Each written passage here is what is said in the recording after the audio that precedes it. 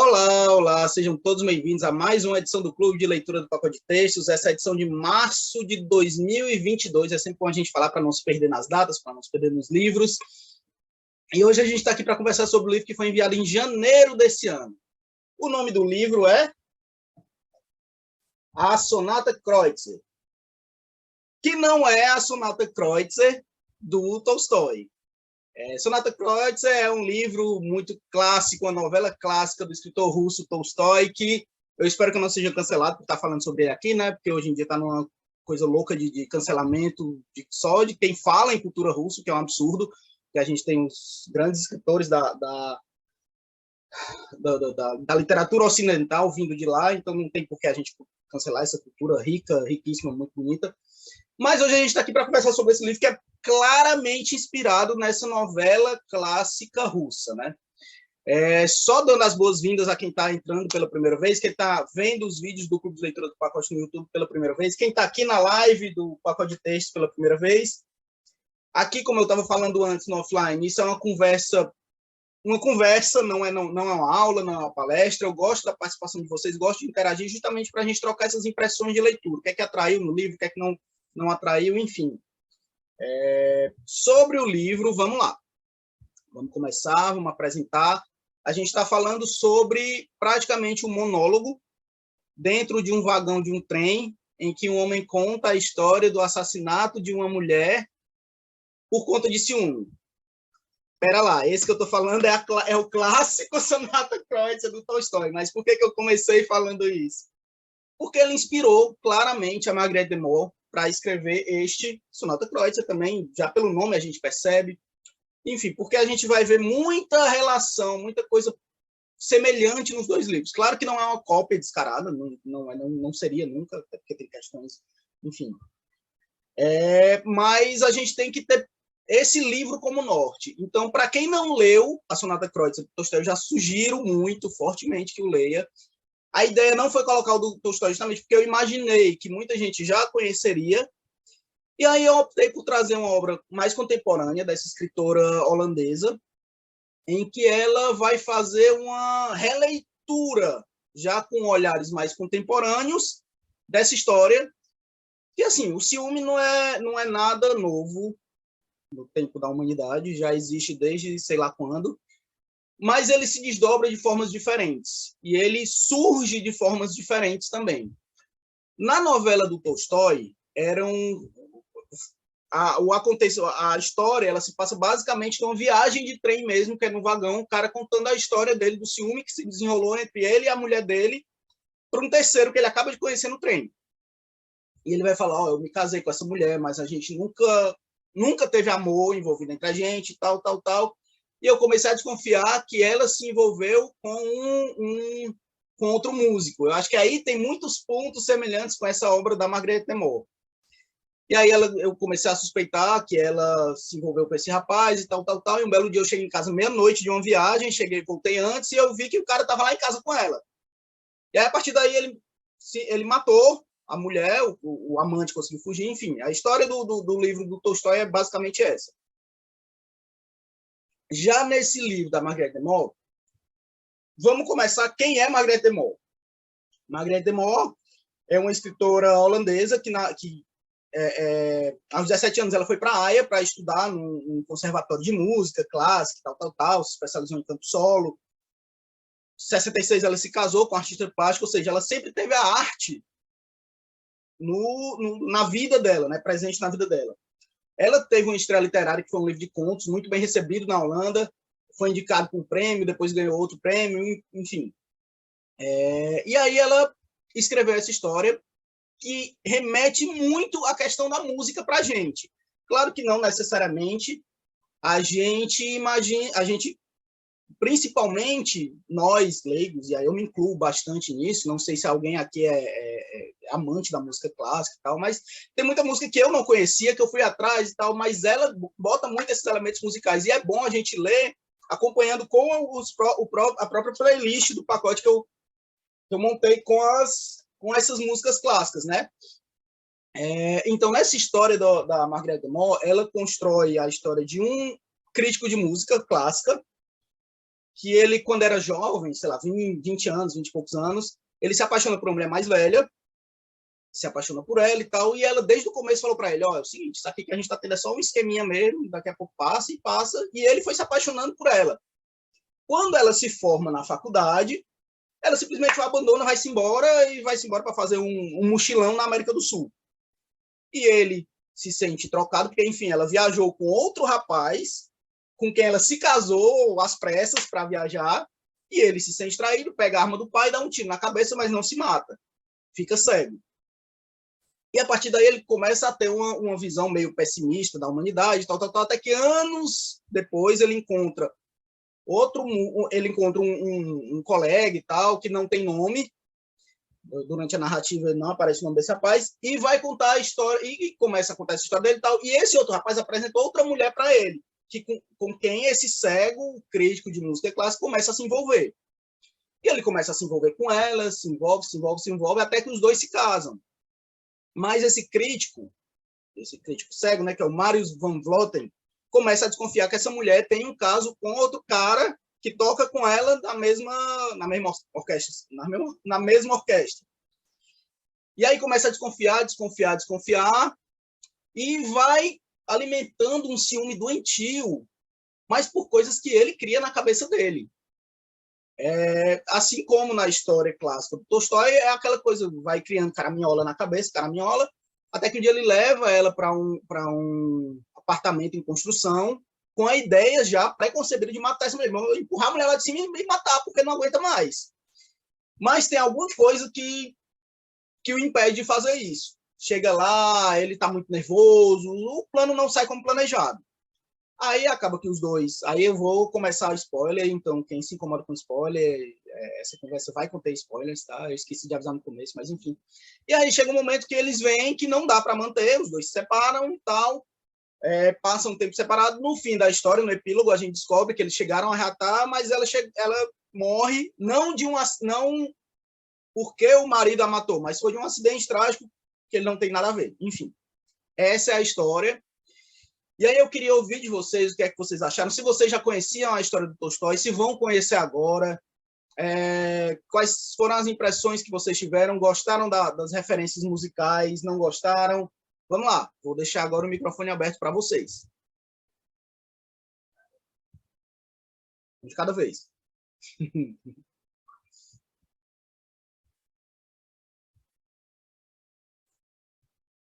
Bora. Comece.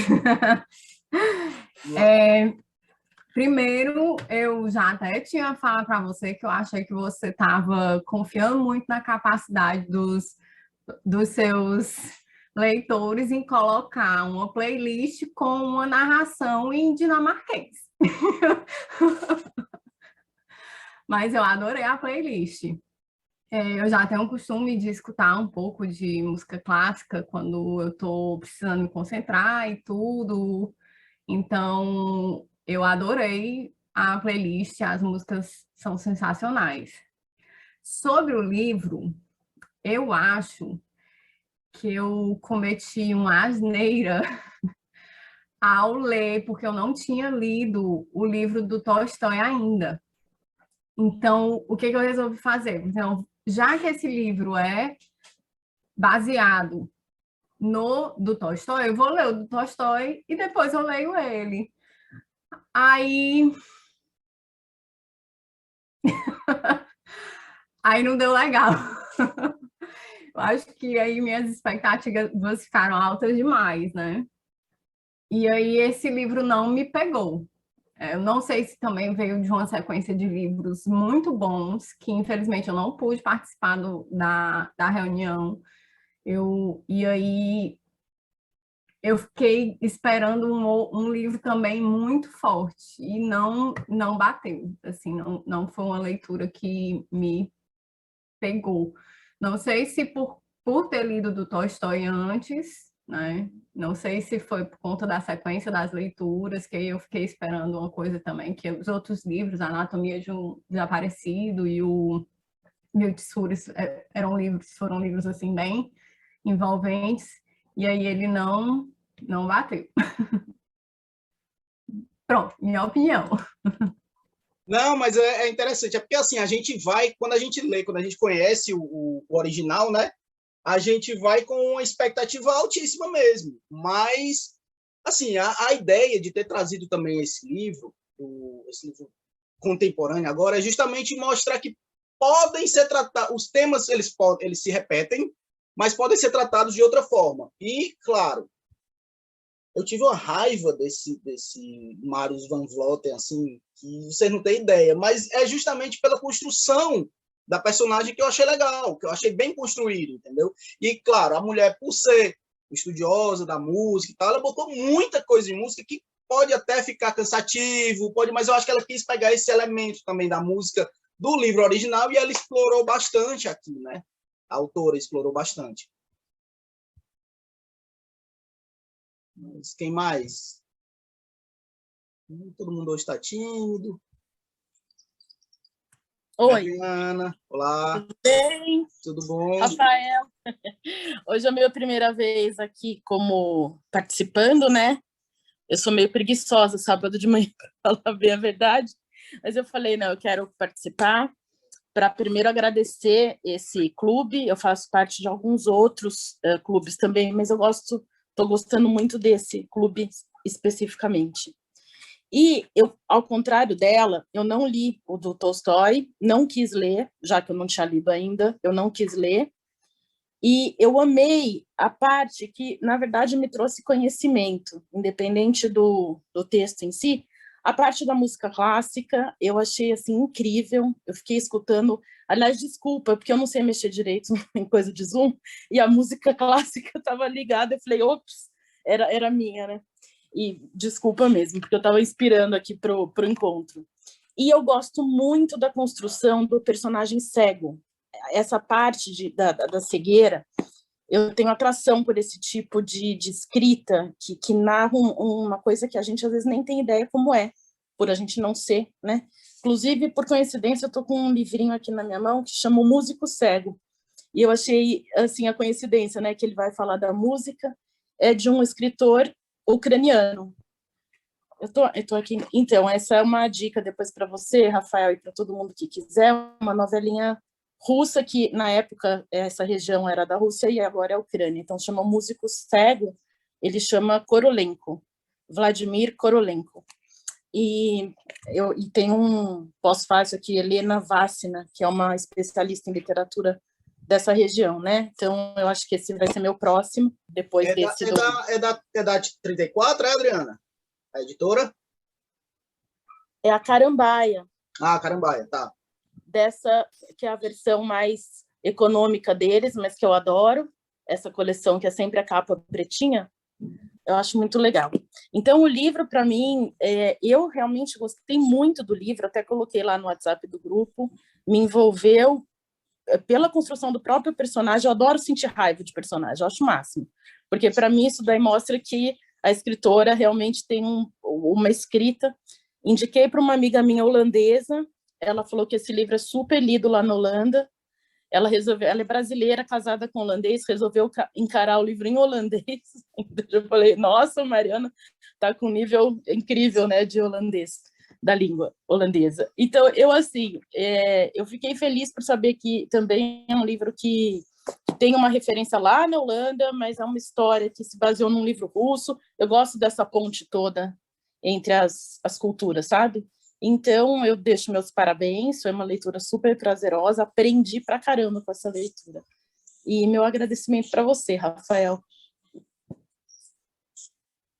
Não, imagina, Adriana. A gente está aqui para isso, é para surpreender, seja positiva, seja negativa. Espero que mais positivamente, né? Mas assim, e outra coisa que eu queria também chamar a atenção aqui, além da personagem, é uma coisa que a gente sempre bate, eu sempre converso muito com a Nara também, que ajuda muito aqui no pacote, que ela tem o Drops de Leitura, que ela tá que eu vi que ela está na live aqui do Instagram, é a questão do narrador. Que assim, a gente tem que desconfiar quando o narrador é um narrador em primeira pessoa, como no caso do livro do Tolstói, que ele só conta a versão dele. Eu não vou nem me atrever a dizer o nome do narrador, eu sempre me atrevo aqui a falar os nomes, mas sai cada coisa bizarra. É um nome russo, então não. E nesse livro também, a gente escuta muito a versão crítico, né? Do crítico cego. Então, a gente tem que ir com aquele olhar desconfiado para saber o que é que ele está falando, que foi verdade, o que é que falou, o que é que ele está falando que foi imaginado, ainda mais por se tratar de um personagem, como você falou, de uma personagem cega, né? Que, obviamente, não enxerga as coisas, né? Por ser cego e tal.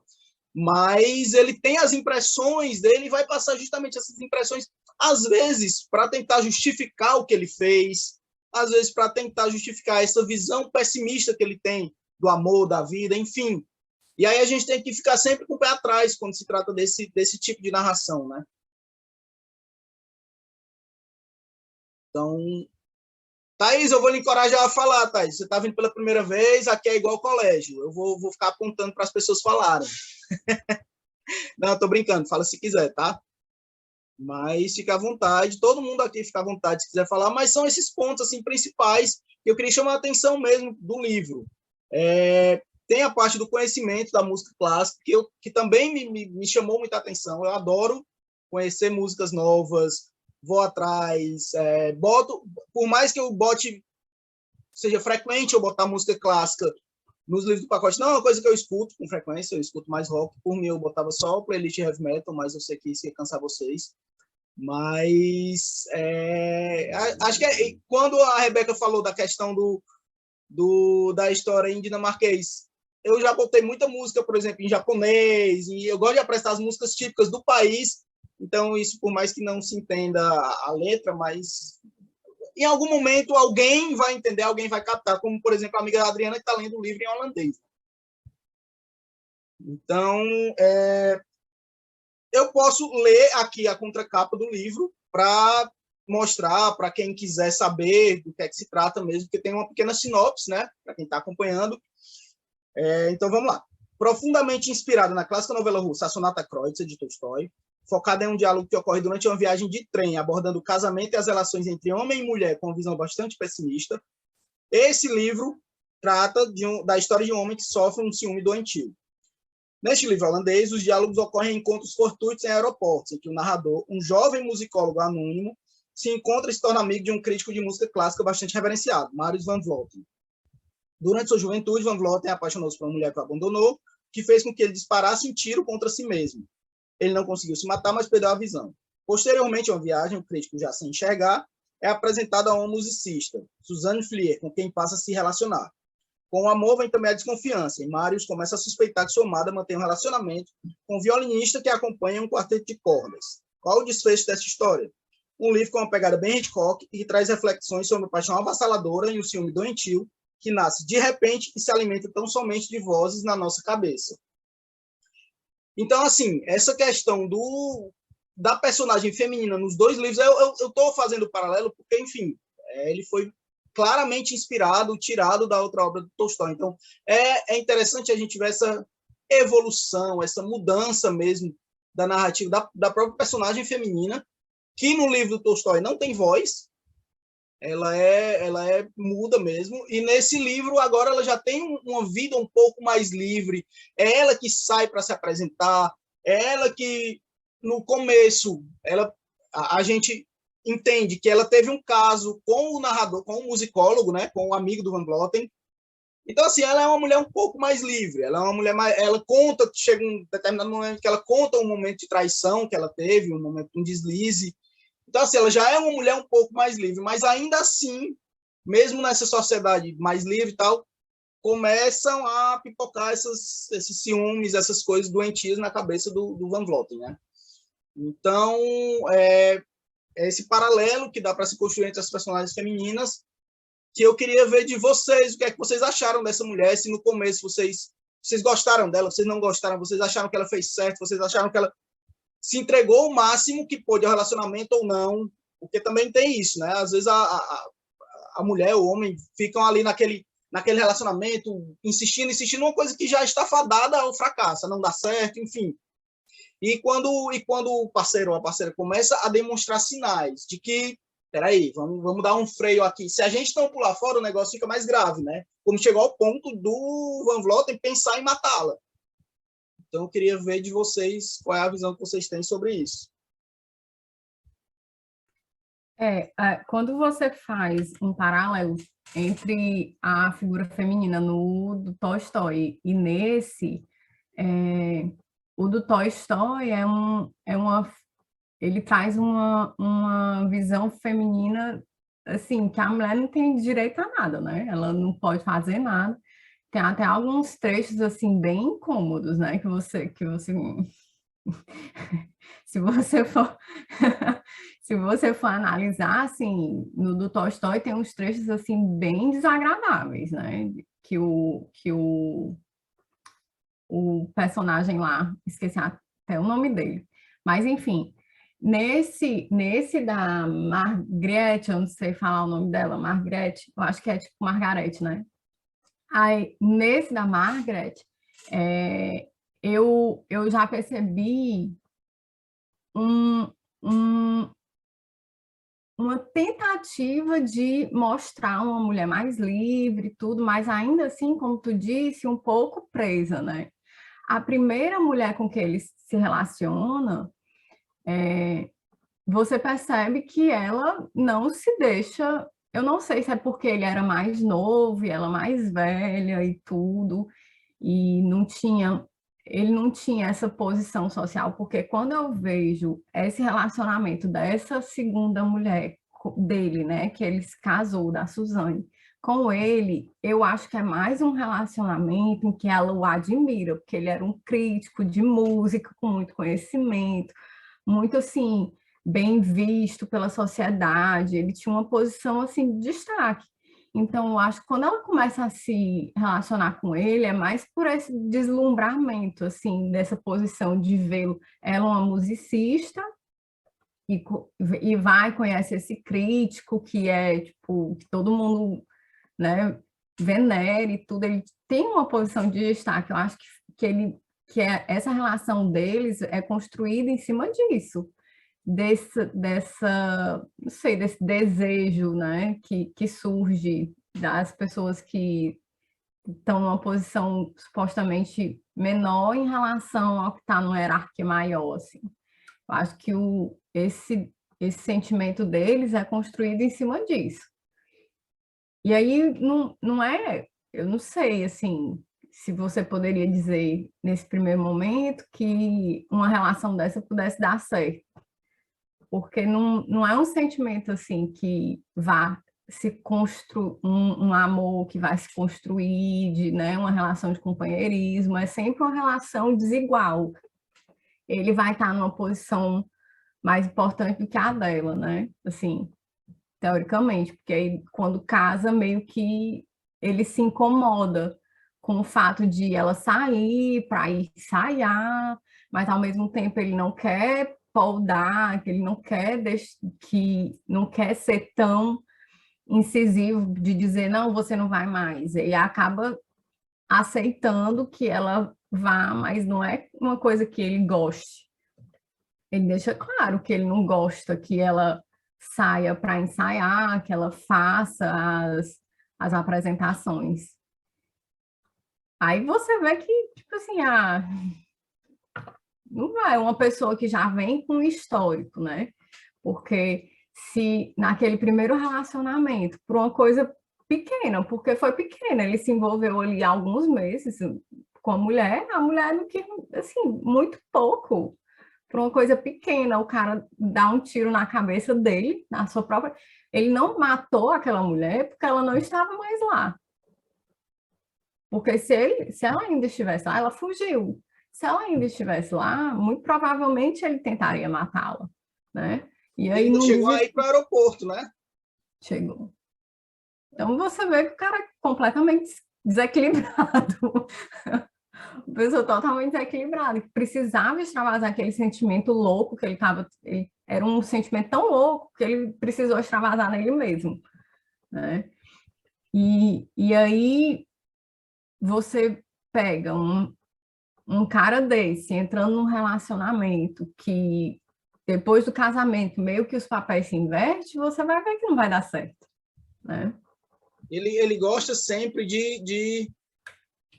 ele queria mantê-la orbitando ao redor dele e que ela viva em função dele, né? Então ele tem momentos que ele fica com raiva porque por que você mudou esse móvel de lugar e tal? Isso me atrapalha.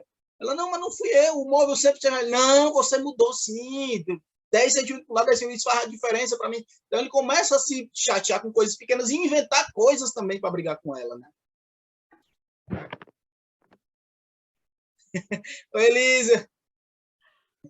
Oi, bom dia, vocês estão me ouvindo? Estamos. Eu estou igual a Adriana, com a preguiça do sábado e quase que não aparecia, mas resolvi aparecer. Bem-vinda, bem-vinda. Eu não li, faltam 30 páginas do livro. Eu fui dormir tentando ler, mas eu não consegui. Mas aí resolvi agora, com a discussão de vocês, participar. Primeiro que a gente está acumulando os pacotes, né? Eu já falei aqui na falta de disposição para ler. E aí eu disse que eu tinha que participar da discussão do pacote. Não é possível. A melhor parte da discussão eu estou participando. E aí peguei o livro e fiquei lendo, né? O que me chamou a atenção no livro foi porque ele é pessoa com deficiência visual. E aí, essas coisinhas eu sou cri-cri, né? Não sei se eu já falei aqui, mas eu sou pessoa surda, né? Eu tenho deficiência auditiva. Então, essas coisas eu sou cri-cri e gosto de acompanhar ao longo do tempo. Então, o livro de cara, no primeiro momento, o narrador, né? Ele já é capacitista. O tempo todo ele vai sendo ali capacitista quando ele vai colocando sobre a deficiência visual. Que eu acho que pode ser pela questão da tradução na época, né? Eu tinha um livro que foi traduzido em 2011, e aí, na época, o Estatuto da Pessoa com Deficiência ele não tinha ainda um termo bem definido para se dirigir às pessoas com deficiência. Então, tudo isso eu olhei, né, para perdoar. Só que aí, agora, quando escutando vocês, faltando 30 páginas, eu queria mesmo ver qual era o final, né? Porque é perceptível, claramente, que ele é doentio quanto à questão do ciúme. E aí, eu fico com raiva, realmente. Primeiro, me dá, assim, o capacitismo do autor, no primeiro momento, ele fica intrigado, como assim, como que uma pessoa cega, outra pessoa pode se apaixonar por ele? Como que uma pessoa cega pode ser interessante para outra pessoa? Tem várias falas em que ele coloca isso, né? Então, assim, a gente já percebe como que a sociedade trata uma pessoa com deficiência naquela época. E que isso tem a ver com a formação que ele pode ter tido depois da cegueira. Tudo bem. Porém, quando chega o primeiro ato em que ele vai contar da questão do ciúme, você vê que não tem nada a ver. Teve a construção, mas se repete o erro do passado, em que ele foi ciumento do Isio novamente, né? Quanto a questão do ciúme, ele é doente mesmo. E aí vem essa questão que Rebeca falou agora, né? Que as mulheres têm que estar lá sempre, né? Que já foi discutido em outros livros e tal. As mulheres, elas são sempre servem, né? E aí tem hora que você diz assim, poxa, mas nem quando a pessoa ficou cega, que ela tem que ter outras características, né? Outros nuances, né? Para a questão da vida, ele deixa de ser machista. Ele passa a ser uma pessoa mais calorosa, mais carinhosa com o outro sexo, né? Para que melhore ali as reações. Ou seja, é homem, é pessoa com deficiência, vai ser machista do mesmo jeito. Não foi a deficiência ali que o melhorou, né? Que não é obrigação de melhorar, na verdade. Isso é a percepção que eu vejo do livro. E aí eu quero até ver o final, mas vocês podem falar, não tem problema, para que a gente venha entender isso. Mas a minha mensagem de passar era justamente essa, que o livro é todo capacitista, né? O autor, o narrador, ele vem lá colocar várias fases de capacitismo, fica realmente impressionado, né? Tem a parte quando eles se encontram depois de 10 anos, ele diz assim, como é que ela ficou com ele? E, né, fica naquela, nossa, mas como assim? E aí ele vai descrever, e aí quando ele começa a contar que desenvolveu novamente o ciúme doentio, obrigou ela a ter filhos, né, que é o cúmulo do marxismo, a mulher tem que ser procriadora, e aí obrigou ela a ter filhos, ela tem que ter um filho dele, porém, assim, fica meio que aquela coisa, a questão do ciúme também, né, aí, mas não é porque é marxismo, né, que a mulher tem que ser procriadora, né, e essa questão dos móveis e tal, até isso eu digo, poxa, se eu tenho um amigo que é pessoa cega, eu não conheço várias pessoas que têm cegueira, então, mas eu tenho um amigo que ele fala justamente isso, né? A minha casa foi projetada toda de um jeito que eu consiga ver milimetricamente todas as coisas para que eu possa, né? E aí você vê que realmente ele cria da cabeça dele, que mudou aqueles móveis, que mudou tudo, que ela fez do jeito que ela quis para ofender ele. E, na verdade, não foi. E aí dá uma raiva. Cara, como que a pessoa fica doente desse jeito para criar tudo isso na cabeça, assim, né? E não aprendeu com o primeiro momento em que ele poderia estar morto, ele não estaria mais ali, né? E aí isso no livro, eu não sei, vai aparecer depois nas 30 anos passados. Que o desenrolar, em que eles falam de música, é muito bem, assim, colocado e tal, só que isso nem me prendeu tanto. O que me prende mais é a questão de ver como que deu o desenrolar, e aí eu vejo muito o capacitismo presente. Vejo também que, ainda que o autor seja capacitista, o narrador, na verdade, a sociedade o respeita, né? Faz com que ele seja aquele crítico de música bem, como é que chama? Respeitado mesmo, aceitam, né, ele como pessoa com deficiência, mas que tenha a capacidade de desenvolver esse talento.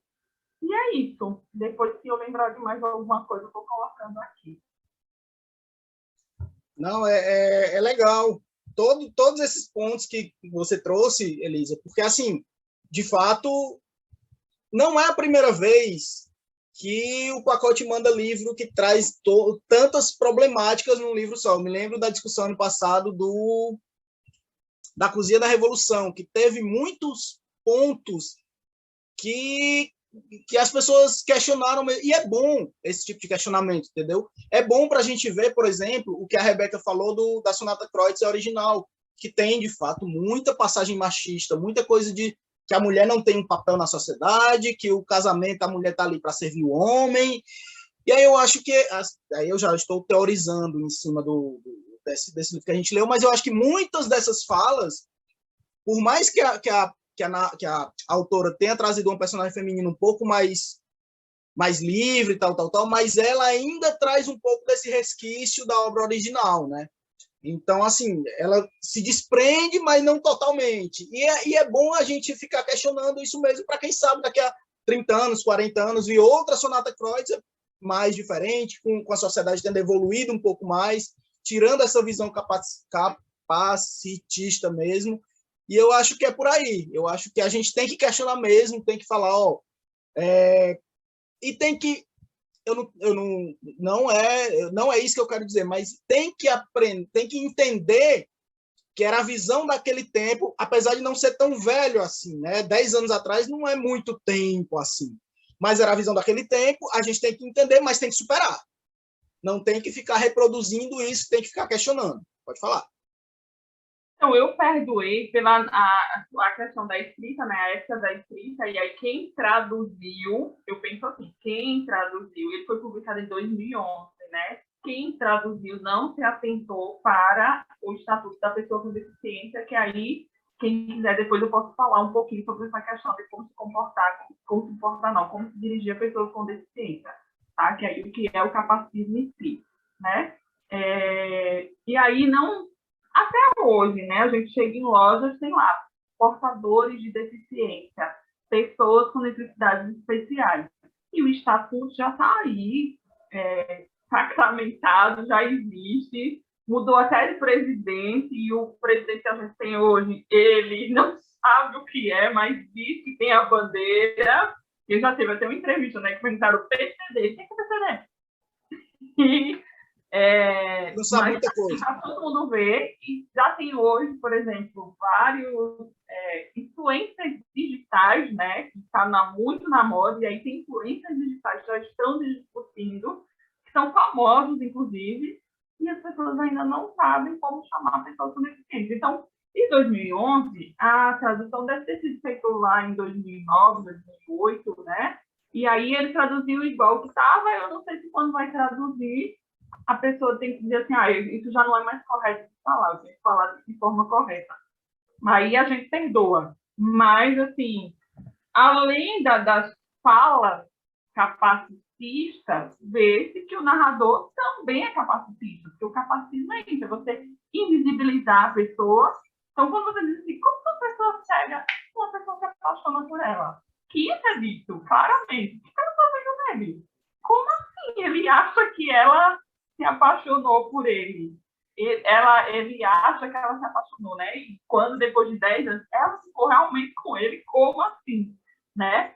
Então, isso é capacitismo, né? Quando a gente vê uma deficiência e a gente invisibiliza a pessoa, a gente incapacita a pessoa como se ela fosse movida pela deficiência dela. E ela não é. A deficiência é só uma característica daquele corpo. É só uma característica da vida dela. E se falando do Brasil, é muito forte uma pessoa cega, né? A deficiência, ela é a deficiência, pelo menos a meu ver, e eu acho que todas as outras pessoas vê, que aí no livro também é claro isso, há uma década atrás, mais ou menos, que a deficiência visual vem ser uma coisa muito forte, sem adaptação. Então, por isso essas perguntas. Mas não é as perguntas que faz, né? Porque não existe isso. Pessoas com deficiência, elas são pessoas com habilidade e talento de namoram e se relacionam sexualmente ou não, como as outras pessoas que têm deficiência. Né? Então, esse ponto foi o que já me chamou mais a atenção, se eu vou ler que não consegue, eu preciso entender mais sobre isso e ver o que o autor vai falar. E aí, tira e queda, lá vem o capacitismo no livro o tempo todo. Mas é bom a gente ficar justamente vendo e questionando isso e falando, não. E é bom também quando vem outra pessoa para apontar isso, esse livro está a todo momento. E essa raiva que a gente tem do Van Vleuten também se estender a raiva que a gente cria do narrador, né?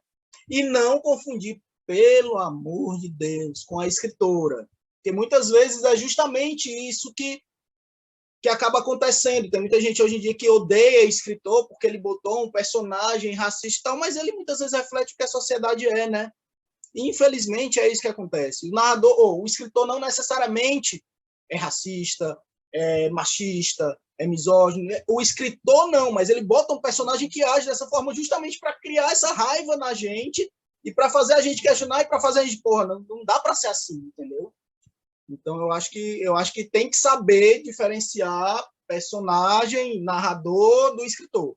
Isso é o ponto principal para a gente levantar, para não ter raiva da autora. E aí, abrindo um grande parêntese aqui, não sei se vocês viram, mas acho que você é das Alagoas, né, Elísia? Tá.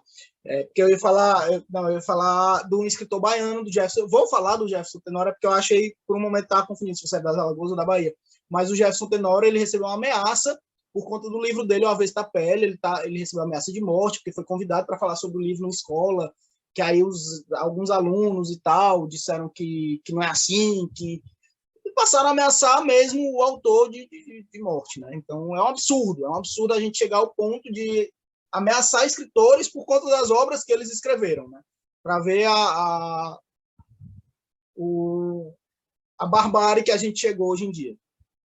Mas muito, muito bom, muito bons esses pontos que você levantou aqui. Acho que todo mundo ficou aqui calado escutando, porque todo mundo se sentiu tocado e achou de fato que passou a enxergar com esses olhos também essa questão do narrador, né? Da gente, além da raiva do Van Vleuten, agora está com raiva também do musicólogo sem nome. Mas mais algum ponto que vocês queiram levantar? Alguma coisa? Vamos lá. Apertei errado, apertei o de tirar a imagem. Você vê como eu sou atrapalhada com isso, Jéssica. Tamo junto, Adriana. Eu também me enrolo aqui demais. Eu sou muito ruim com tecnologia. Então, é engraçado a fala dela, né? Você presta atenção em um ponto que talvez passe despercebido, mas eu tinha mais ido para o lado nessa, como assim ficar com ele, pela questão da idade mesmo. Eu tinha ido mais por esse outro lado aí, da idade, dela ser uma mulher super atraente, super bonita, que outras pessoas olhavam para ele ser um cara mais velho, muito mais velho. Aí eu vou nessa história da admiração que ela sentia, né? Porque por ser música, ele era um crítico super respeitado.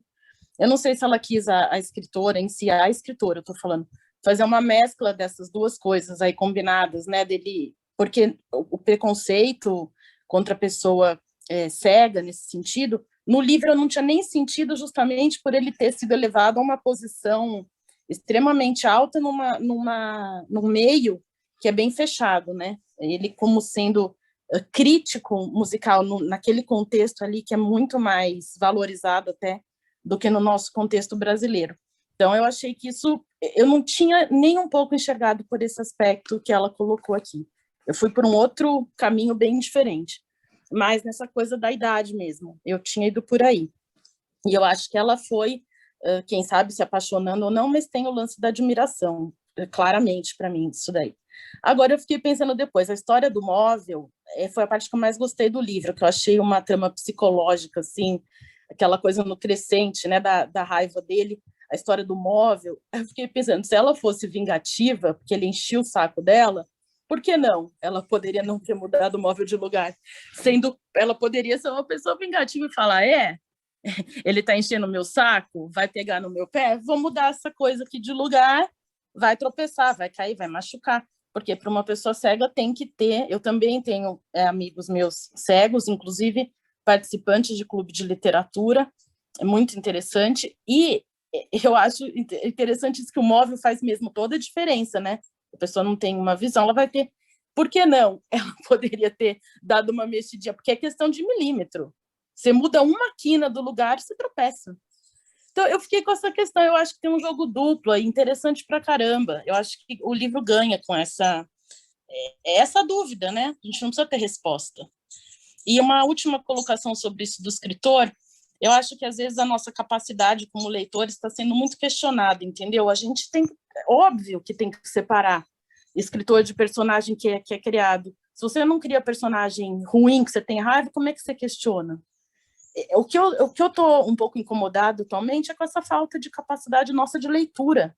A gente tem que ter capacidade de entender que quando você coloca um personagem ruim, a maioria das vezes é proposital, né? Não estou falando daqueles livros que são completamente óbvio que não, mas no geral você cria personagem. Machado de Assis, quando ele cria Dom Casmurro, não tem nada. O Machado de Assis não é o Dom Casmurro, mas eu acho que assim, leitor, a gente tem que acreditar que leitores têm capacidade, né, intelectual que vai além dessa discussão hoje em dia, que eu, sinceramente, acho que está ficando meio bobo isso, sabe? Não me conformo. Uma colocação minha aqui. Não, e sem contar que se não tiver personagens ruins, primeiro que se retrata a humanidade, ponto. E ninguém é bom o tempo todo, ninguém é totalmente bom, e ninguém é bom o tempo todo. Segundo, se não tiver personagem ruim, onde vai estar a história? Eu sempre conto a história que a Socorro Racioli conta nas palestras dela, nos cursos dela. Ela disse que uma vez ela foi contratada para ser tipo uma ghostwriter, ou para escrever uma história sobre uma mulher, uma matriarca de uma família que eu acho que tinha falecido e tal. E aí os parentes dela procuraram a Socorro, escreve a história da nossa mãe e tal. Ela disse que foi para a reunião para pegar, me conte aí a vida dela. Não, ela sempre foi uma mulher muito boa. Ela estudava, era uma excelente estudante, ela era uma filha exemplar, ela foi uma mãe muito boa, uma mulher trabalhadora, uma mulher não sei o quê, ela nunca teve problema, nunca traiu o marido, nunca... Aí eu pensei, ela, sim, o que é que eu vou botar nessa história, pelo amor de Deus, o que é que vai atrair alguém para ler, que isso está muito chato. E de fato é isso, ninguém é bom o tempo todo e não surge conflito, não surge nada a partir daí, entendeu? Então é isso que a gente tem que se atentar mesmo. Mas fala, Rebeca. Voltando um pouco sobre a questão lá da visão de como viram a questão do narrador em relação ao crítico, né? Ela enxergou como capacitismo, né? A Elísia. A Adriana enxergou com a questão do homem mais velho.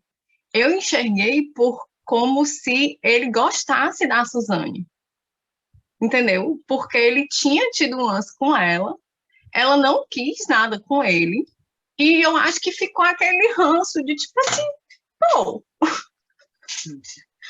e eu acho que era mais para o lance mesmo do sentimento do que propriamente porque o cara era cego, porque o cara era mais velho.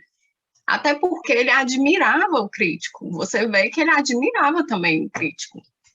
Ele admirava demais e era um cara que ele tinha, assim, passou o encontro lá todinho atracado com o crítico. Ele se encontra com o homem no aeroporto, aí vai no voo, é do lado do homem, passa o encontro todinho atracado com o homem, que é um do lado do outro, come junto, não sei o que, é tudo junto, aí tempos depois encontra de novo em outro voo, né, um negócio assim. Então, ele é muito ligado ao crítico, então eu não sei se, tipo, eu acho que era mais pelo sentimento e que ele tinha por ela, né, que era uma pessoa que ele gostava. Eu acho que ficou esse rançozinho, assim, por conta desse sentimento, propriamente. E eu acho que esse sentimento do narrador era muito forte, porque foi através das colocações do narrador que o crítico começou a se interessar pela Suzane. Foi o narrador que descrevia, que dizia como ela era e tudo, que o crítico começou, foi o narrador que a apresentou. E aí, com as descrições do narrador para o crítico, foi que o crítico,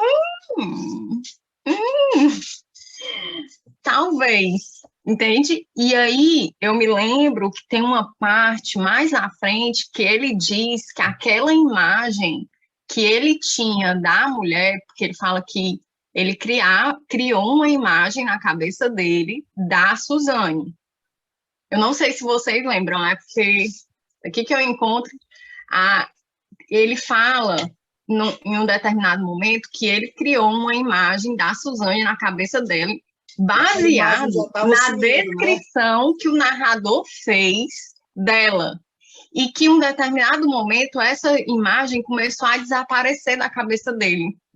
Como se ela, tipo assim, perdesse a identidade. Foi quando ele começou a tentar criar bolar um plano para matá-la, salvo engano. Eu posso estar um pouco perdida aí na sequência dos fatos, mas foi a partir do momento que ele começou a perder essa imagem dela na cabeça dele, né, que eu acho que a raiva foi aumentando, não sei o que, e aquela imagem que ele tinha da descrição do narrador na cabeça dele, né, de quem era a Suzane, né, como se fosse para criar uma imagem de Suzane na cabeça dele, foi desaparecendo, e aí foi quando ele começou a tentar bolar um plano para matá-la. Eu quero dizer que eu fiquei arrasada porque ele não conseguiu. Eu jurava que ele ia conseguir. Mas eu não acredito. Ele nem tentou. Do Tolstói, né? Por causa do livro. Por causa do Tolstói, que o caso do Tolstói consegue, né? Vixe, tô dando spoiler, galera. Foi mal. É porque eu também não me importo, não, com spoiler. Aí eu fiquei achando, não acredito, ele vai. Não rolou. Droga. Pronto, era isso que eu queria dizer. Assim, o que vocês acham, né? Se o crítico se apaixonou pela visão do narrador. Entenderam? Não sei se entenderam. Não sei. Sim, porque às vezes eu falo tanto. Entendi, mas antes de eu falar, eu vou deixar a Elisa falar, que ela, quando tu começou a falar, eu já vi que ela levantou a mãozinha assim. Então, porque eu lembrei que tem um trecho que é bem capacista mesmo, em que ele coloca, porque assim, acho que tem uma conversa em que ele pergunta, ela estava olhando para mim? E aí ele vai e diz, eita, percebe-se claramente que ele percebeu agora que tem um defeito físico. Em nenhum momento ele se diz assim, eu sou melhor por ele, porque eu sou melhor que isso e aquilo. Não, está sendo colocada a deficiência. E o porquê dela ver algo nele na deficiência. Eu vejo isso. Tem umas partezinhas no livro bem particulares em que se coloca essa parte. Só que aí, realmente, tem a questão dele ser uma pessoa muito admirada, tem as descrições em que ele faz, sendo que a descrição que ele faz é o que ele vê nela, né? Mas não tem ali o que a Suzane acha dele. O que poderia ser o romance entre eles dois, para que eles dois não deram certo. Acabou, ele não se conformou que não deram certo e ela se apaixonou pode ser, pela descrição, realmente, ele vangloriou a mulher por estar apaixonada, por estar apaixonado, né? Mas tem essa partezinha assim que ele coloca lá. Parece que ele agora percebeu que tem um defeito físico. Mas esse defeito físico é uma deficiência que ele convive com ela. E que o tornou, ainda assim, esse crítico. E aí, depois, o que me dá raiva, né, da pessoa cega, o Marius, né, é que ele não era para ele ter aprendido. A vida continuou, ele continua machista, a pessoa com deficiência, ele é machista do mesmo jeito e dá de desenrolar. Eu não vi o final ainda, mas vocês podem falar, tá, gente? O que é que fala, mas eu vi essa parte sim. Essa parte é bem peculiarzinha. E tem outros pedacinhos também que ele fala lá, o deficiente. E aí, se ele me falasse assim, porque não tem acessibilidade para isso, acessibilidade para aquilo, nessa época não se discutia isso, né? No livro não se fala como que ele, mesmo sendo uma pessoa cega, ele conseguiu ter essa ascensão, né, como músico. Ele é bem sutil e fala mais que ele é a pessoa, ele explora a questão dele ser a pessoa deficiente visual e se relacionar com a pessoa. O livro fala nessas questões assim. Eu acho a questão aí que a Rebeca falou dele se apaixonar pela imagem, né, que o outro passa para ele. Eu acho que tem alguns pontos que a gente pode considerar. Primeiro, eu achei que ele não que ele se apaixonou por isso, mas que primeiro ele se apaixonou, depois o narrador percebeu a ele e começou a construir, querendo levar para esse caminho, mas não necessariamente o Van Vleuten não estava apaixonado antes. E segundo, independentemente de enxergar ou não, a gente se apaixona por uma pessoa pela imagem que a gente cria dela. Então, esse é o ponto que eu acho que é o ponto-chave. Assim. A gente cria uma imagem de uma pessoa, independentemente de enxergar ou não. Entendeu? Então, assim, quando aquela imagem, e aí é o que eu entendo dessa parte, desse trecho, né? Quando aquela imagem se esvaece, aquela imagem se vai, a paixão acabou. Aquela imagem que a gente criou de uma pessoa, e a imagem bem para quem é do direito, do lato sensu, né? Aquela imagem bem ampla acabou aquela paixão que a gente tinha, acabou aquela idealização, porque aí a imagem que a gente cria é uma idealização.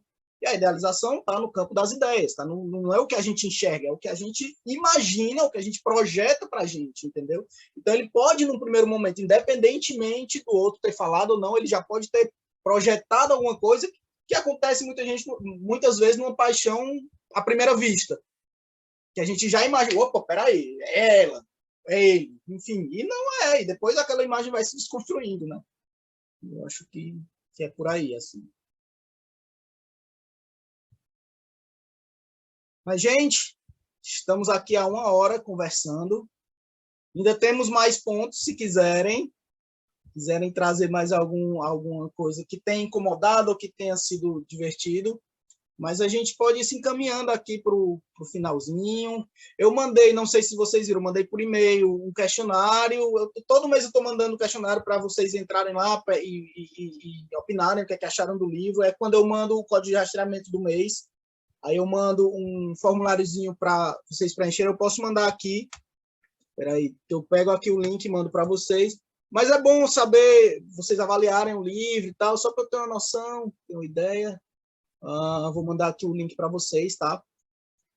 Queria agradecer. Eu sei que a preguiça do sábado de manhã é muito grande para todos nós, mas é sempre bom começar o fim de semana falando sobre o livro. Aqui em Fortaleza, a gente está no meio de um feriado, porque ontem foi feriado aqui. Então, ficar no meio de um feriado, acordar aqui, fazer o café da manhã, mesmo com preguiça e tal, mas é bom que comece o fim de semana mais leve, né? Agora já começou o sábado, vamos fazer nosso almoço. E é bom, é muito bom estar aqui e falar sobre livros. Acho que a gente tem que normalizar mais esse fato de conversar sobre livros, conversar sobre o que a gente lê, até para a gente questionar tudo isso que está aí, todos esses presidentes imbecis que não sabem o que significa PCD, E, enfim, não vou nem falar sobre ele aqui. Eu tinha conseguido ficar até agora sem falar sobre ele, né? Mas eu tenho que falar. E assim, acho importante a gente trazer mais para o nosso dia a dia mesmo essas... O Tony entrando agora. Acho importante a gente trazer para o nosso dia a dia essas conversas mesmo sobre literatura e sobre o que ela traz para a gente, né? Seja bem-vindo, Tony, a gente já está nas despedidas. Deixa o teu abraço aqui para o pessoal. Tony. Cadê? Ah, tá aqui. Cadê o Tony? Não, Tony. Tony. Tá falhando. Enquanto isso, Oi, quem quiser... Tony. Ah, pronto, agora Aqui, sim. gente. Tô vivo, desculpa. Desculpa o atraso, gente. Não, tranquilo. A gente já tá, eu estava aqui já me despedindo, mas se você quiser deixar o seu abraço, falar com o pessoal. Ah, gente, olha, desculpa o atraso imenso. Eu tive uns contratempos aqui e acabei... Tô tomando café agora, para vocês terem ideia. Mas desculpa o atraso, então, e depois eu converso com vocês no grupo para saber o que é que vocês acharam do livro. Tranquilo, eu tô mandando... Eu estava muito ansioso, porque tipo, a minha leitura não foi das mais alegres e proveitosas, então tipo, queria muito ouvir o pessoal, mas não deu, não cheguei a tempo. Não, mas para passar suas impressões, pode passar, não deixe de passá-las, não. Não, pela vocês mais não, tá? Pode deixar, depois a gente conversa. Eu guardo para o próximo, tipo, faço um minutinho de impressões do Sonata.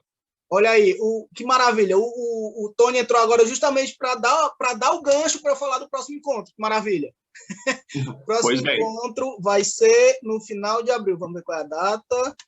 Vai ser no dia 30 de abril, sobre o livro de fevereiro, que é Os Donos do Inverno, do Altair Martins, que é um road trip bem legal. Não sei se todos aqui receberam, já leram. Se não leram, essa playlist do Donos do Inverno tá legal. Mais rock and roll, como eu falei, né? Por mim, minhas playlists seriam só de rock and roll, mas enfim. Então, eu espero vocês. O próximo pacote também, de abril, para quem ainda não pediu, para quem ainda não adquiriu, ainda tá até o dia 10 de abril, dá para garantir. É um livro do autor de Serra Leoa, muito bom. É um livro muito bom de Serra Leoa. Não sei, Tony, não sei se você já leu. Todos os livros que eu falo, Tony, já li, já sei, já tenho. Eu tô assim, ó. É um livro muito bom. Olha, eu confesso que esse, se eu já tenho, eu não li ainda, porque eu não captei as dicas. Assim, aí eu fui atrás. Eu tenho 2 autoras de Serra Leoa, mas, tipo, são mulheres. Aí, quando você falou que é um homem, eu realmente acho que esse eu não tenho, não, nem li. Olha aí. Torcendo, oxalá. Mas, então, eu espero vocês no próximo encontro. Vamos agora aproveitar o nosso sábado. Obrigado mais uma vez. E vamos lá ficar com raiva do Van Vloten, do musicólogo. E vamos, por favor, nos cuidar para não chegar a um ciúme doentio como esse, né, pessoal? Porque isso não é saudável para ninguém. Obrigado para todo mundo. Obrigado para quem está na live do Instagram. Estou encerrando agora. Sei. Até mais, pessoal. Tchau, tchau. Muito obrigado. Tchau, gente. Bom dia. A foto! A foto! Ai, meu Deus! Foto do livro.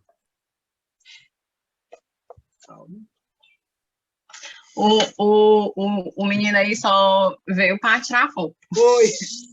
O Tony tá correndo para ir pegar. Vale, a minha câmera tá ao contrário. Agora que eu fui ver.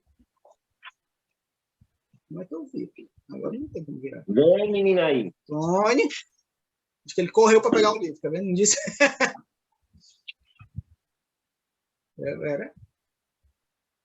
Pronto. Obrigado, pessoal. Até o próximo. Tchau, gente. Bom dia. Tchau, bom dia. Tchau.